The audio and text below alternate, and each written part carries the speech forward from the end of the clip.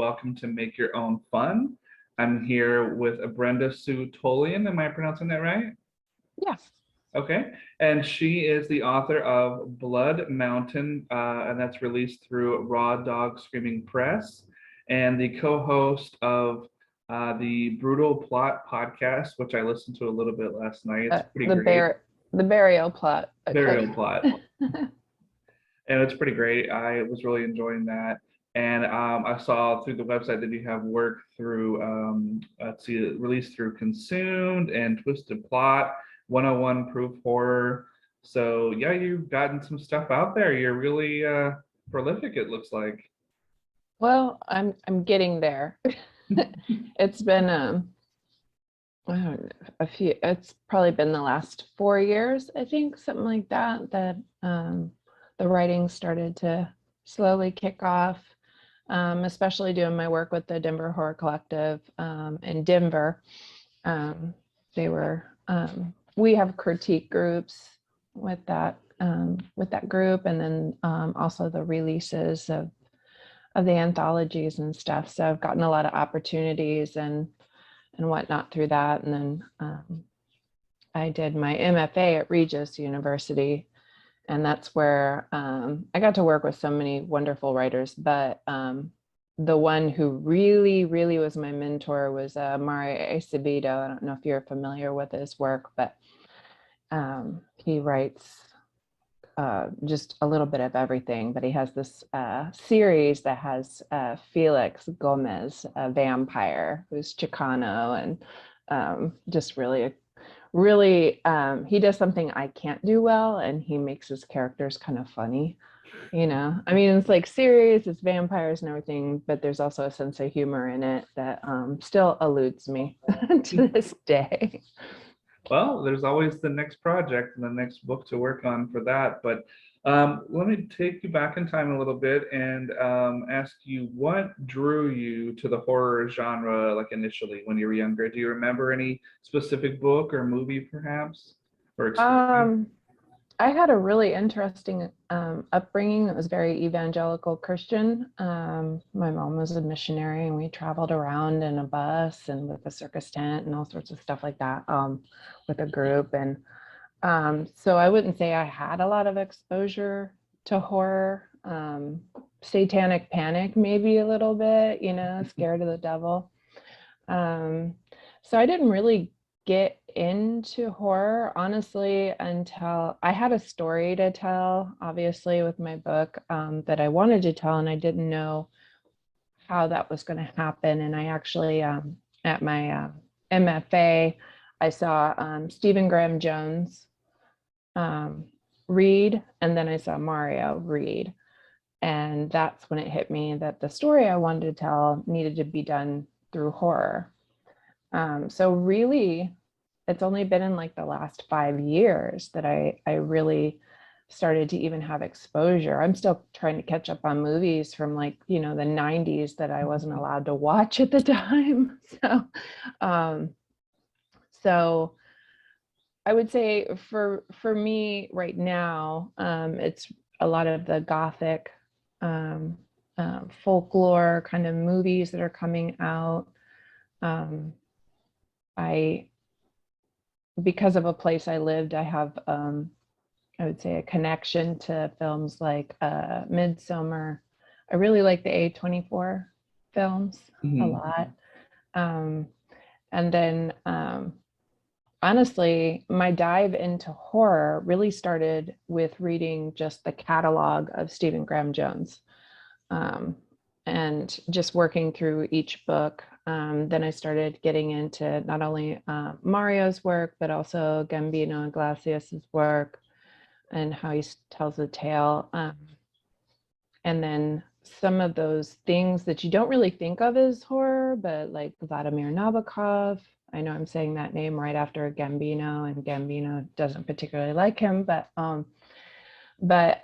some of those elements of like an unreliable narrator, and I love that device.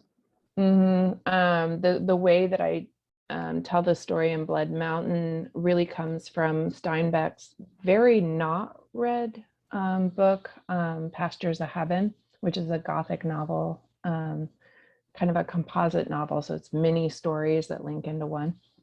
And it's kind of creepy. So it's just weird, random stuff that I've kind of pulled in that have an influence as far as like what kind of horror I read or what kind of horror I watch. I have an influence definitely from what I consume myself. But I'm also an academic, so I'm like diving into strange and unusual books out there, Which and is totally natural, as you should be doing. Let me piggyback on that and say, let me ask you this: what about writing itself makes it your kind of creative outlet of choice for storytelling? Because I know you do other things as well, but during your day you'll get an idea, and what about that makes you think, okay, well, this has to be a story that I need to write down? a lot of the influences, for me, I lift right out of the newspapers of the environment that I'm in. This last book was heavily influenced by stuff that I was getting out of the San Luis Valley, which has utterly some of the most bizarre news ever. So that was easy to take an idea and kind of, twist it and add to it so that it was mine. I don't know what New Orleans is going to do, but I tell you what, my walk last night at around like 9 o'clock at night, I definitely had like ideas coming into my head because it's just such a new, strange environment for me.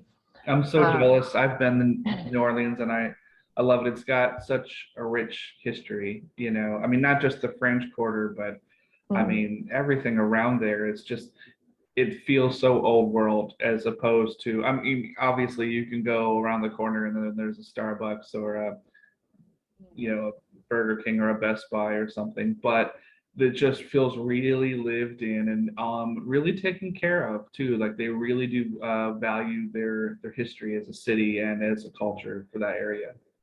Yeah, I'm in a really historic district, and I know that like last night there's the street lights and everything, but so many of the houses still have the gas lighting, the gas lanterns outside, and so it's easy to imagine you are not in in 2022 when you're walking down the street. And so just walking down that with my daughter, and she's like, I could totally picture a vampire behind us, and I just had to look. You're like, "Ugh." Yeah, because I totally get why, especially Anne Rice and Poppy Z. Bright are so inspired by this place, and I am very excited to see what ideas come to me. Um, I know some of the things that I kind of deal, different traumas and stuff. There's a lot of spaces that women are able to communicate what they're feeling or what they've gone through. And so horror is a wonderful communicator for that we can talk about it symbolically and stuff without revealing our own experience too much. It's a safe place. That sounds strange because it's horror, right? But it's a safe place to be able to explore those darker aspects and kind of look into the abyss and give definition to those fears, that are common to women. And for me, that's really important to be able to express those things. And that's why horror and writing is such a powerful way to express those feelings, and those things that we deal with day in and day out. Okay. You brought up Anne Rice, which is interesting because I do have a question about that. So, does the legacy of Anne Rice kind of loom large in the literary community of New Orleans? Do you find that and in your readings and going around that? I mean, obviously she was world famous, but she's so identified with that city in terms Yeah. of her work. And when you first went there or moved there, I don't know if you visited the city before you started looking to move there, but when I was there, I just kept thinking about the old, plantation houses and the voodoo rituals and just creepy dark corners that might not ever be well lit. Yeah. There's just you kind of moss on the buildings and the bayous and the lake and the ocean and all of the cultures melding together there. Such a melting pot. So do you find that? Have you experienced that either personally or just hearing stories about her from when you moved to the city? Well, I've only been here a week Oh and two wow. days. Yeah, so I'm I didn't brand know new it was here. that recent. Yeah, I was here back in the 90s. And then I came here obviously to interview for my jobs and whatnot that I ultimately took and moved here. Um, I find like when I go to the bookstores, because I love like Crescent Books, which is down in the French Quarter, and there's a few other bookstores and stuff. Her books are there, but the culture and everything here is so rich that she is beloved for sure, but she is one small piece of this city as far as I can tell so far. There's the legacy of the jazz and blues here. There's the legacy of just the history from the Spanish and the French and the Americans that ultimately took over. And it's this huge I don't know if you would call it like a patchwork or something, but there's just so many cultures here that she doesn't overshadow Right, anything. right. I don't feel like that so far. Now that might change. It's just, Yeah. and I'm sure you realize this too, even before you moved to the city, that if anyone mentions vampire or I guess witch and New Orleans, you just automatically think of her. So Mhm. I haven't read any of her son's work, but I don't know if I think she moved to Northern California, I think, Yeah, they before she actually passed. did one of the last books together. And I know because I walked that unbeknownst to me, I was walking in the French Quarter, I think it was in March, and I didn't know that I was walking across some of the I was like all of a sudden seeing men dressed very old fashioned with top hats and full suits, You're and like, I'm like, wait a minute. yeah, I'm like, what happened? And I was walking through actually the set of the new show that I think is coming out on AMC. I was actually walking through the set and didn't realize That's it. creepy. And I was like, oh, they are like actually filming here, You're like, and did I? Yeah, I just. Oh, yeah. yeah, I don't think they would use me as an extra because I was overly dressed 19 or 2022. I was overly They're like, dressed for my you and job. the deep focus. Yeah, it's Get like, out of lady, get out here. of here. But they're doing the Mayfair, which is a show down here too. That's a There's great series too. yeah, there's a lot of actually it seems like it's booming more, and they're actually opening, I think, like more studios down here because this is just an excellent, beautiful location to be filming anything, you know. Yeah. But Oh, yeah. It's just, I remember being there, and sadly, I was there, I think, the summer 2004, so the summer before Katrina happened, Hurricane oh, okay. Katrina. And so I heard that the city was pretty much devastated, obviously seeing things on the news.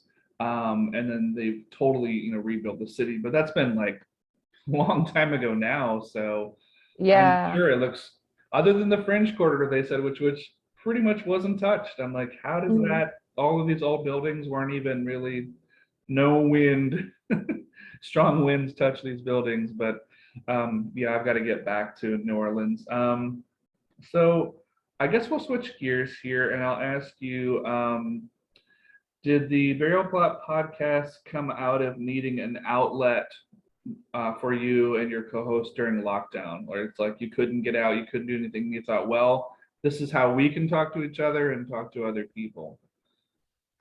I think we were listening, Joy and I were listening to different podcasts, and a lot of those podcasts were more for the biggies of the of of writing, you know, those who already have books out and are established and stuff. And one thing that her and I both do is we read a lot of new authors, maybe authors that are not don't have as much exposure, whether that's dark poetry or dark memoir, you know, people that are just not quite as exposed. Mhm. And we had questions, you know, we'd be searching online trying to find answers to these questions, and we just weren't finding them. Um, so we decided to start the burial plot to give more of a platform for newer upcoming writers or writers that hadn't had that exposure that we just find interesting. It hasn't just been writers either in particular, like we also bring in things like the Horror Writers Guild, which doesn't get the exposure like the Horror Writers Association. We bring in people who are coaches to dark writers, you know, that are writing coaches, instructors, and stuff like that. Like we like to bring in just voices that we want to be able to people we want to talk about. We were like, oh, we're just going to have, you know, two ladies, you know, in our in our 40s and just have coffee time or tea time and just have these neat conversations and ask those questions that we wanted answered, especially after we read something that really just like got to us, you know.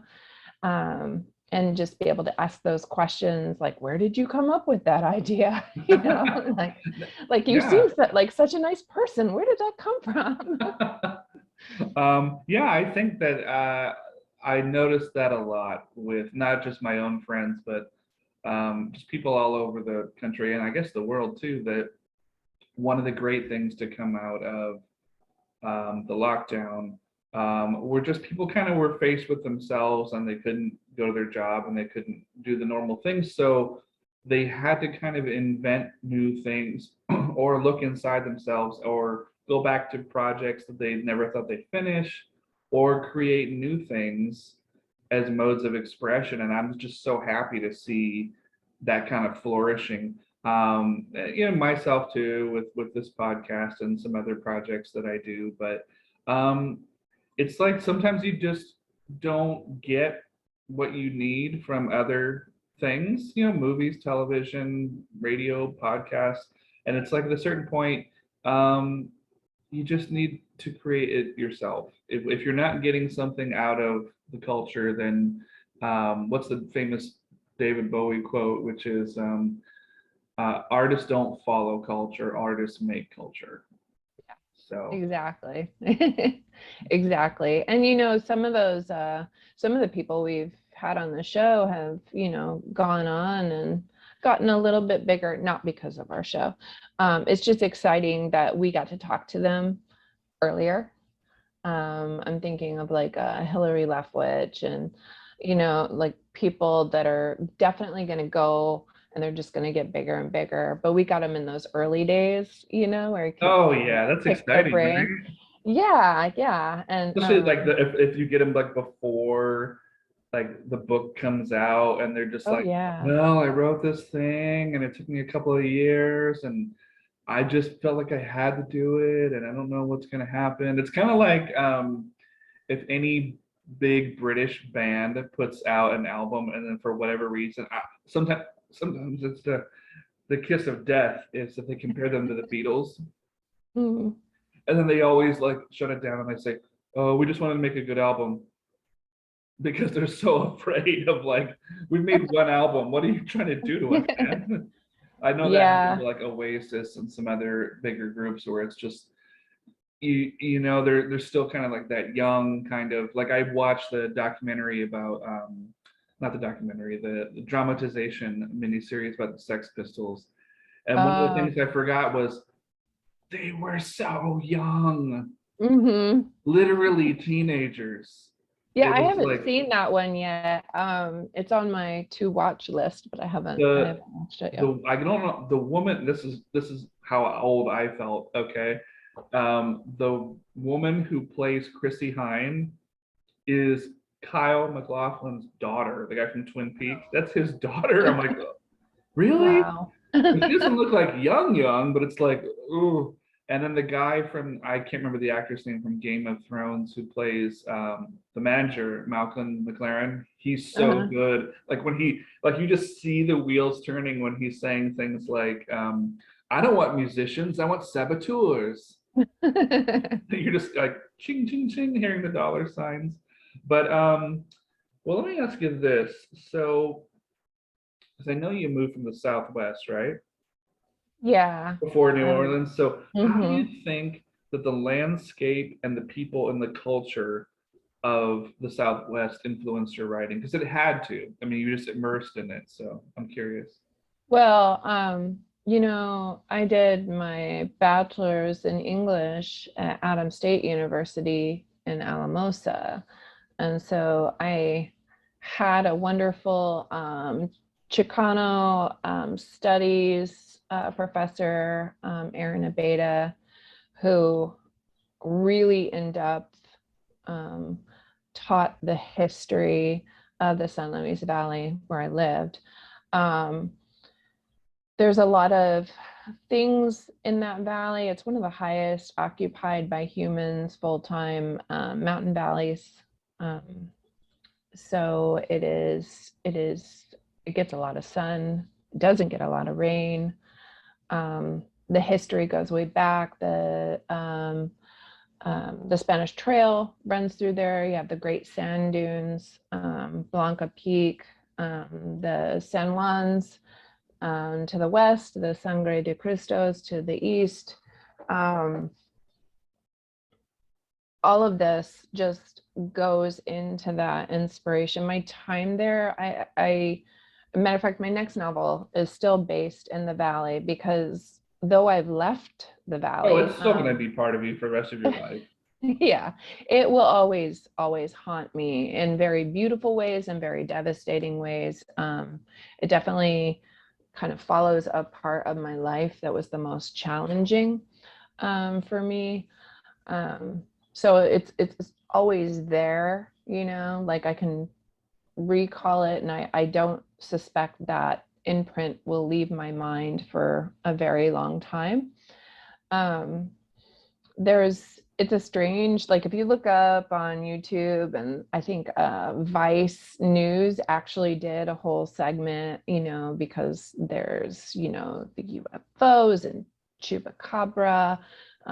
There's very strange communities that cling to the mountainsides in these very weird midsummer kind of ways.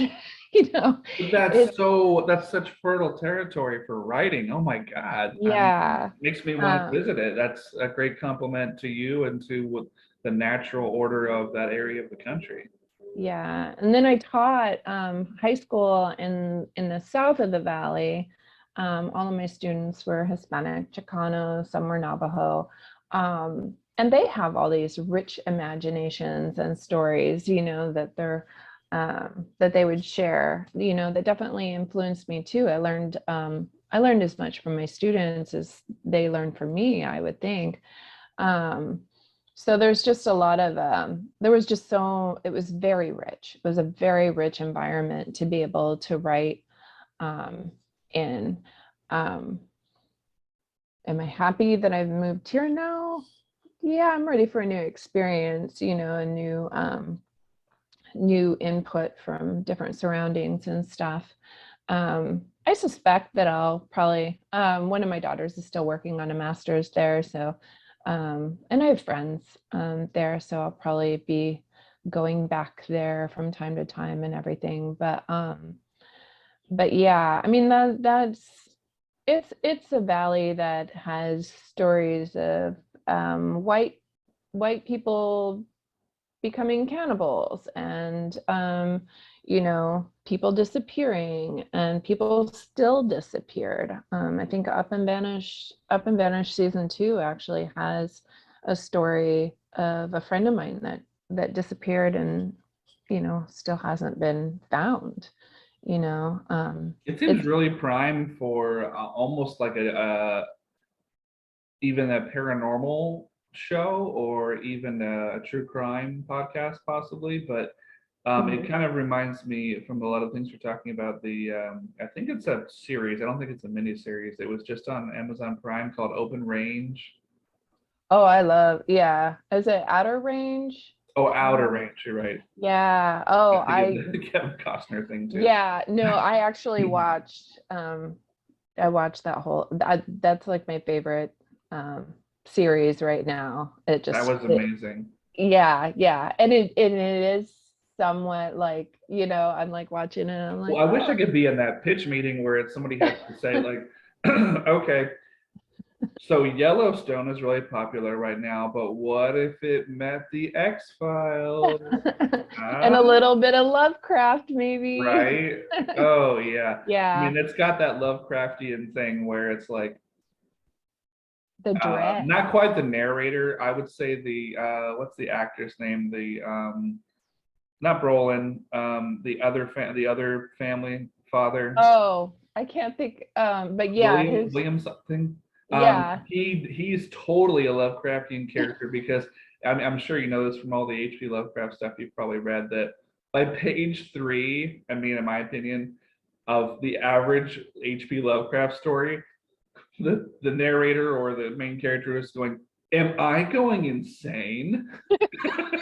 Yeah, yeah, like the Mountains of Madness or something. It's like, Such a yeah, great, oh man. you're kind of crazy, you know? And then they come back to sanity for a minute and then they kind of go a little bit wacky again. And his character definitely does that. Yeah, I'm obsessed with that series because I was just like, oh, that And feels it's like a little bit. I don't know where the show's gonna go, but I'm obsessed with like even the Rock, the little Mhm. rock that they have, and the Imogene Poots character. I don't know what her deal is. That's Well, she's so and then quirky. the like the symbology of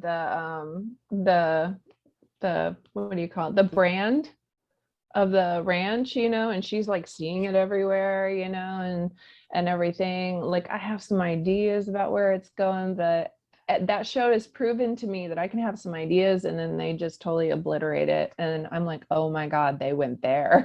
You know, that's like the writers of that show are amazing. Yeah, I, I you know, it just proves my theory that, well, not my theory, but just the general theory that streaming is just where a lot of the interesting stories for television are taking place right now. mhm. Um, well, here's one I was kind of wanting to pick your brain about. I believe that Blood Mountain is your first novel, correct? Yeah.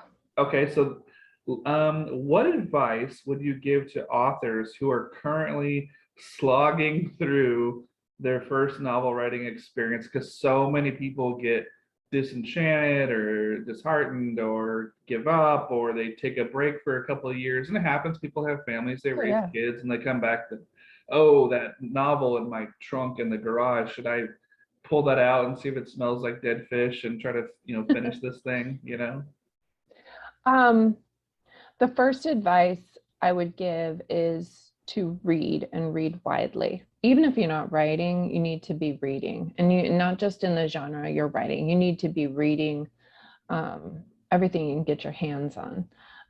If you aren't reading, you're not writing well. Mhm. I thoroughly believe that because you're absorbing whatever that author is doing with their text. You're absorbing those that the skills, you know, the way that they craft the words together. That to me is one of the most important things. I think it's okay to set aside your writing, and I'm also working on a doctorate. Sometimes my book has to kind of sit in the folder for a little bit. um, I think it's okay to take a break. Matter of fact, I encourage it sometimes because sometimes when Your you brain needs push, to recharge. Yeah, and if you push pages, you're just gonna have to go back and edit It's them going if to come you're, out forced. Yeah. yeah, if your heart wasn't in it, it's gonna be very obvious. I think having a writing buddy, somebody else who's writing, and you guys, trade work and have other eyes on it. Um, and I think critique groups can be useful as long as they aren't um, dominated by huge personalities that, um, I'm not a big fan of the you sit quiet while everybody critiques your work. Like I don't, I think that's very old fashioned and from the early days of um, yeah, I just don't think that works. I think you should be able to speak while you're having your work critiqued. Um, and I think knowing that first draft is probably going to be like beautiful and suck at the same time. It just is. And that's for everybody. Every writer has that. That's why you go through and you do your edits. And that's why we have editors, because like for me, I struggle with tenses. I'm all over the place with those, and that's what a good editor does, or your friend who maybe is a little better at that than you It's know. just a fresh set of eyes, though. Yeah, yeah. And you don't have to take the advice that always, ends up on the page or in the comments. You don't have to do that, but consider them, especially if my book wouldn't be what it is today had it not gone through. It had Lori Alston was a mentor. Mario Acevedo, definitely. That man was an army, army ranger and stuff. Like he knows what he's doing. And he was tough on me, and I needed that because I needed to be told by others that had been in the business a lot longer, hey, this works, this doesn't work, you need to punch this up. um, and even having people that don't write in the particular genre. So if I write in horror, sometimes I need to have eyes on my work that are outside of the horror genre. So I've had people in my program at Regis, like Stephen Dunn, who doesn't write horror and doesn't read horror, have some eyes on there because he was able to give me some good advice on the crafting of words and how to put, how to shorten things to keep the action up and everything. So I would say keep on writing. Just, don't do it in complete isolation. I think that's actually a big mistake a lot of writers do, because maybe they don't feel it's good enough or whatever. Or they're just Um, so possessive. yeah, yeah. I know a lot of people are like, oh, somebody's going to steal my stuff. Nobody's going to steal your stuff. They really aren't. They really aren't. Like no one's Especially, reinvented the wheel to the point where someone's been like, this is genius.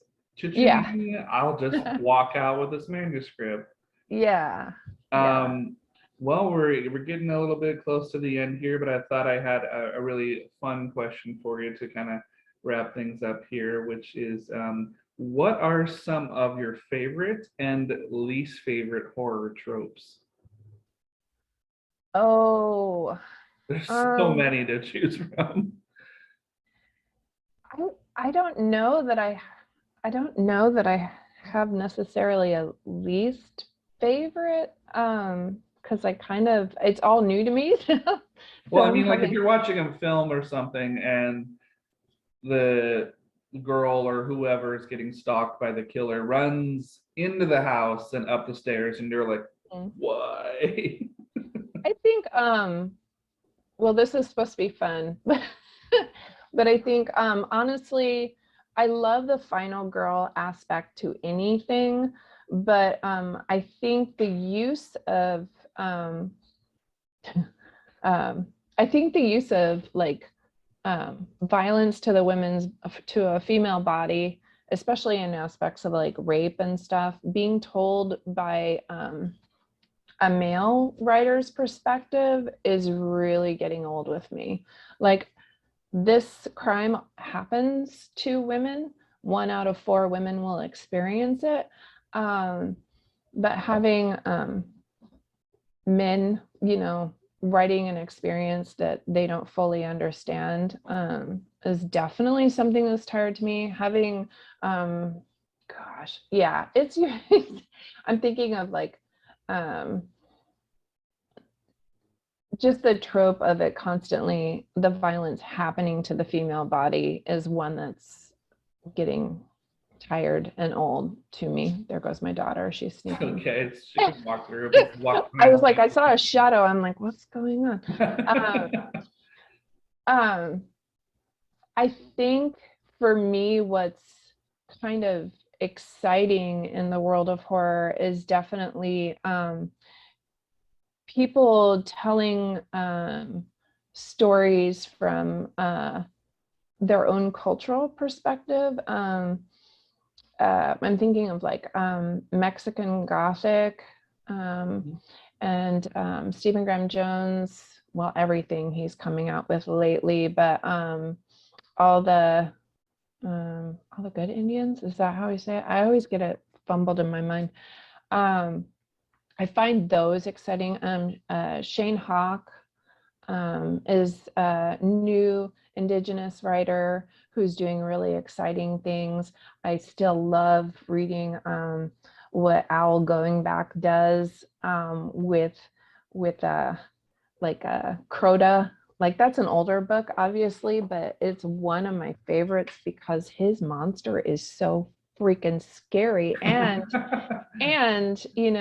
it's like sentient, like you get to kind of be in its thoughts a little bit here and there, and it's very like almost like consumption driven mind. right. I do love the theme of consumption in general because we're a very hungry society and species, and I think we're going to see a lot of things like that. What's her name? V. Castro is doing some exciting things out there. Yeah, there's just a lot of, and actually my friend Joy, if she hears this, she has this excellent novel that she's writing and stuff. And she tells it through her cultural background of, I believe it's Apache, that she has this interesting, she takes an old folk story and she's bringing it to life in modern times. And it's just, she read it at StokerCon. I was like, dang, friend, I didn't know you were writing that. Excellent. Well, I don't want to cut you off, but I see the Zoom is about to shut off in about a minute. So other than Tolian.com, is there any other social media you want to plug? And I do apologize if it shuts off. Oh no, I'm actually under my name. If you look for Brenda S. Tolian, you'll find me on Twitter, on Instagram, Facebook, all of that stuff. And my book, this one is coming. Yeah, that's such a glorious cover, by the way. Isn't that beautiful? Daniel Sierra did that. That's coming out tomorrow. Tomorrow's the day. Yeah, you got me right before. Now this will go out on the 17th, but I wanted to thank you so much for being on the show. You were so delightful to talk to. Oh, and thank I'm digging you. the scarf, and I love all of the artwork in the background. That's my other demented obsession. Awesome. Thank you so much. Like weird eyes, and actually my daughter did that one. Those were mine. Well, thank you so much for being on the show, and I wish you nothing but great success. I have a feeling it's just going to be upward and onward for you. Oh, thank you. I hope so. That would be lovely. All right. Well, have a great rest of your day. All right. You too. Thank you. No problem. Bye-bye. Bye.